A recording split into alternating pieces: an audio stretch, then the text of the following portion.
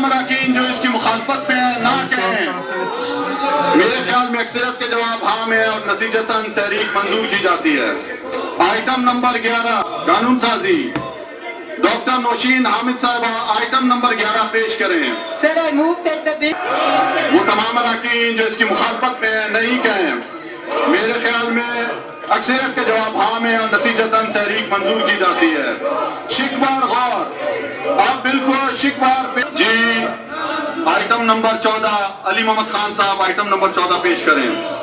The National Council Levels of Authority Amendment Ordinance 2019, number 7 of 2019, Amendment Ordinance 2019, number 6 of 2019, for a short period of 120 days, in effect from 9 November 2000 till Deputy Kanduan. ahmed tariq iman अस्सलाम वालेकुम। मां आहियां MB बबर। मां हींअर parliament house जे ॿाहिरियां मौजूदु आहियां, बीठो आहियां। अॼु क़ौमी असैम्बली जी कार्रवाई थी आहे। उनमें जेको आहे सदर तरफ़ां जारी कयल जेके ऑर्डिनेंस हुया उन्हनि खे हुकूमती धुर जेको आहे पंहिंजो कमेटियुनि खे मोकिलण बदिरां गैर रवायती तौरु उन्हनि खे मंज़ूर करे बिल जी शिकिल में मंज़ूर करे वरितो आहे। पाकिस्तान जी तारीख़ में इहो पहिरियों दफ़ो थियो आहे त जेको आहे बिल हिकु ई टाइम ते जेको आहे मंज़ूर करे कमेटियुनि खे मोकिलण बदिरां हिकु ई टाइम मंज़ूर कया विया आहिनि। अॼु असां वटि हींअर मौजूदु आहिनि इस्लामाबाद जा सीनियर सहाफ़ी अब्दुल रज़ाक खट्टी साहब। इन कार्रवाई बाबति अचो त असां उन्हनि सां ॻाल्हि ॿोल कंदासीं ऐं उहे असांखे जेको आहे तजियो कंदा उन बाबति। साईं, अॼु जेको तव्हां ॾिठो त हीअ जेका कार्रवाई थी उनखे मुखालिफ़ धुर बाइकाट करे वई जेको आहे कार्रवाई में कमेटियुनि खे जेके बि सदर जा ऑर्डिनेंस जारी कयल हुया उहे मोकिलण बदिरां हुकूमती धुर हिकदमि पास करे कमेटियुनि खे बाईपास करे पास करे छॾिया आहिनि। उन्हनि खे बिल जी शिकिल में मंज़ूरी ॾेई छॾी आहे ऐं ॿिए तरफ़ मुखालिफ़ धुर वाकआउट कयो आहे। जेको ॿार उनखे जेको आहे हली वई आहे ऐं उन्हनि एतिजाज कयो आहे त इहो गैर आइनी आहे या उन हवाले सां तव्हां वॾी महिरबानी तव्हांजी। मुंहिंजो ख़्यालु आहे त पाकिस्तान जी पार्लिमानी तारीख़ में इहो पहिरियों दफ़ो थियो आहे जो एतिरी वॾी तादाद में तमामु मुख़्तसर वक़्त में सदारती ऑर्डिनेंसनि खे उन्हनि बिल जी शक्ल ॾेई ऐं पास करे छॾियो आहे। पार्लिमानी निज़ाम खे सम्झण जे लाइ ज़रूरी आहे त तव्हांखे ख़बर हुजे त क़ानून साज़ी जो तरीक़ो छा आहे। क़ानून साज़ी तरीक़ो इहो आहे त जेकॾहिं फ़र्ज़ु कयो सदर ममलिकत ऑर्डिनेंस जॾहिं हाउस सेनेट या क़ौमी असैम्बली जा इजलास हलंदड़ न हूंदा आहिनि त उन्हनि ॾींहंनि में सदर ममलिकत ऑर्डिनेंस जारी कंदो आहे जंहिंजी एज 3 महीना या 120 ॾींहं हूंदी आहे। थींदो ईअं आहे त जीअं सदर ऑर्डिनेंस पास करे छॾींदो आहे त उनखां पोइ जीअं कमिंग सेशन हूंदो आहे सेनेट या क़ौमी असैम्बली जो हुकूमत जी इहा ज़िम्मेदारी आहे त उहो ऑर्डिनेंस उन हाउस में पेश करे। उन खां पोइ थींदो ईअं आहे त स्पीकर जेको चेयर करे थो उहो उन ऑर्डिनेंस खे जेका स्टैंडिंग कमेटी हूंदी आहे लाॻापियल उनखे मोकिलींदो आहे। स्टैंडिंग कमेटी उन ते पंहिंजी सॼी रिपोर्ट ॾींदी आहे। उन खां पोइ उहा जेका रिपोर्ट आहे उहा वरी क़ौमी असैम्बली में पेश थींदी आहे। उन खां पोइ उनखे बिल जी शक्ल ॾेई ऐं उन ते तव्हां राय शुमारी कराईंदा आहियो। हीउ पहिरियों दफ़ो इन पाकिस्तान जी सियासी तारीख़ में असांखे इहा ॻाल्हि नज़र आई त सदारती ऑर्डिनेंस जेके आहिनि उन्हनि खे तव्हां जेकॾहिं फ़र्ज़ु कयो पेश बि कयो त उनजो तरीक़ेकार इहो हूंदो तव्हांखे जेकॾहिं स्टैंडिंग कमेटी खे मोकिलिणो आहे त तरीक़ेकार मोकिले छॾियो। पर जेकॾहिं तव्हां स्टैंडिंग कमेटी खे नथा मोकिलियो त पार्लिमानी जेका रिवायत आहे उहा इहा आहे त वज़ीर जेको लाॻापियल हूंदो आहे उहा हिकिड़ी मोशन मूव कंदो आहे, तहरीक पेश कंदो आहे। उन तहरीक में तव्हां सॼे हाउस खां मंज़ूरी वठंदा आहियो त हिन बिल खे असां स्टैंडिंग कमेटी में नथा मोकिलियूं, हिते था मंज़ूर कयूं। हिननि छा कयो त उहा तहरीक पेश कोन कई ऐं उन खां सवाइ तहरीक पेश करण जे हिन बिल मंज़ूर करे छॾिया।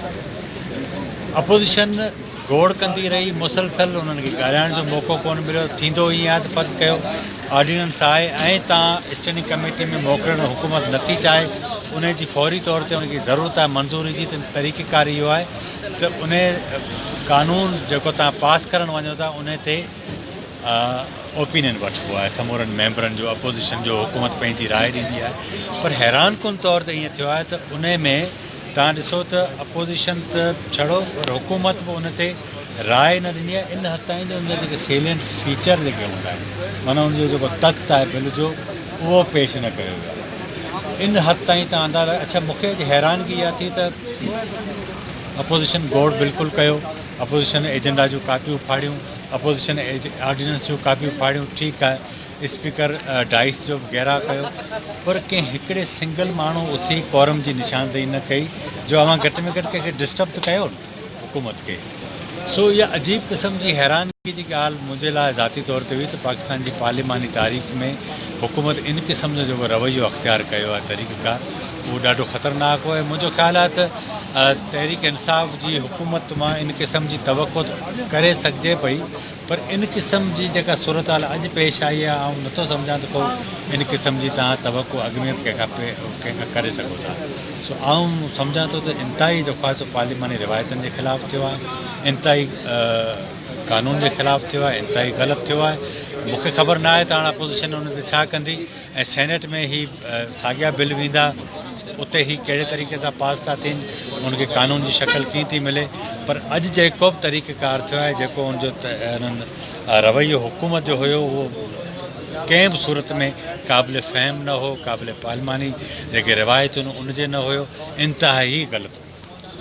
ही मुल्क जा जेके हालात आहिनि हींअर सियासी कशीदगी बि घणी आहे उन हूंदे जेको आहे बजाए कमेटियुनि खे मोकिलण बजाए जेके ऑर्डिनेंस मंज़ूर करे ऐं अपोज़िशन खे बाईपास कयो आहे इन जो जेको कहिड़ो असरु थियो? हाणे हिन में ॾिसो न कुझु कानून साज़ी पर्सन स्पेसिफिक थी आहे। माना हाणे 5 करोड़ खां मथे जंहिं बि माण्हू ते हूंदो तव्हांजो करप्शन जो इल्ज़ाम हूंदो उनखे C क्लास में ठीकु आहे न, B क्लास A क्लास जी सहूलियत कंदा। हाणे इहो बिल पास थी वियो उनखां पोइ मुख़बरनि खे तहफ़ुज़ ॾियण वारो बिल उहो पास थियो आहे, विसिल ब्लोअर वारो जेको आहे उहो पास थी वियो आहे। त हाणे इन सॼी सूरत हाल जे अंदरि तव्हां जेका ॾिसो न कुझु हुकूमतनि जा पंहिंजा जेके कानून हुया उनखे ख़बर हुई त जेकॾहिं इन्हनि खे फौरी तौर ते असां पास न करायोसीं त मुमकिन आहे इहो डेग खाई वेंदो, इल्तवा में हलियो वेंदो। सो हुकूमत जी इहा तकड़ बि ऐं इहो ई सबबु हो त हुकूमत जेका ज़ोरी ज़बरदस्ती करे जंहिंखे पाण सिंधी में चवंदा आहियूं उरड़ मुरड़ करे सॼो पंहिंजो कमु कयो आहे। ऐं मूंखे हैरानगी इहा आहे त हिते वॾो फॾो करणु घुरिजे अपोज़िशन खे। माना स्पीकर रोस्टम जो मुसलसल घेराव करणु घुरिजे आहे, रड़ियूं कनि वेही रहनि पर इहा कानून साज़ी डिप्टी स्पीकर हुननि जे रड़ियुनि जे बावजूदि न ॿुधी कंदो रहियो पर अपोज़िशन खे पंहिंजो रोल बराबरि प्ले करणु घुरिजे आहे जेको मूंखे नज़र न इन अपोज़िशन जे जेको रोल प्ले न कयो आहे उनजे जेको आहे सबबु छा आहे उनखे कोई रिआयतूं मिलंदियूं या मिलियूं? रिआयतूं त मुंहिंजो ख़्यालु आहे छा मिलंदियूं, हुनजी लीडरशिप ॿिन्हिनि जी जेल में पई आहे, ठीकु आहे न। पर मुंहिंजो ख़्यालु इहो आहे त शायदि अपोज़िशन इन सॼे मामले खां मुंहिंजो अंदाज़ो आहे त उहो ॾिनल नज़र अचे थी असांखे। त इन सॼी सूरत हाल में ॾिसो न ॻाल्हि इहा त जेके पीपल्स पार्टी या मुस्लिम लीग नून जा जेके बि माना 2nd या 3rd कैडर जा जेके लीडर आहिनि उन्हनि में हुजणु तीअं घुरिबो त वॾो फॾो कना आया सादिक आहे, राणा तनवीर आहे जेको पार्लियामेंट लीडर आहे, नवीद कमर आहे। पर आउं सम्झां थो त शायदि इन्हनि उनखे दोमान वोमान इन क़िस्म जो करे या इनडायरेक्ट जी माण्हुनि खे हिसाइबो आहे इन क़िस्म जो उन्हनि तरीक़ो अख़्तियार कयो हूंदो। पर यार ॻाल्हि इहा आहे त जॾहिं आसिफ़ ज़रदारी जेल में पियो आहे, शाहिद खाक़ान अब्बासी जेल में पियो आहे, नवाज़ शरीफ़ त हलो ठीकु आहे आरज़ी जेको आहे सो उनजी सज़ा मुअतल थी आहे। पर तव्हां ॾिसो त जेकॾहिं जेलनि खां सियासी माण्हू हुयो तव्हां केतिरो वक़्तु ॾिजंदो, माना तव्हां हिननि खे छूट ॾेई था छॾियो न। तव्हांजी रेज़िस्टेंस बसि इहा ई आहे त तव्हां कागज़ फाड़े छॾियो, तव्हां थोरी देरि रोस्टम ते अचो घेराव कयो वरी वापसि वञी वेही रहो। कुझु माण्हू तव्हांजा उथी था बीहनि रड़ियूं था कनि वरी वेही था रहनि। हिननि जो जेको रिकॉर्ड जेका हिननि मूंखे त पार्लियामान ते जेका बदएतमादी कई आहे ऐं ज़ाती तौर ते सम्झां थो त अपोज़िशन खे बि जेको रोल प्ले करणु घुरिजे आहे उहो हुन न कयो आहे। जी नाज़रीन, तव्हां इस्लामाबाद जे सीनियर साहब अब्दुल रज़ाक खट्टी जो जेको अॼु की कार्रवाई बाबति ते तजियो ॿुधो आहे ऐं असांजो ही जेको आहे नाज़रीन खे इहो आहे त असांजो ही चैनल सब्सक्राइब कयो ऐं वधीक अपडेट्स जे लाइ असांजो ही चैनल ॾिसंदा रहो।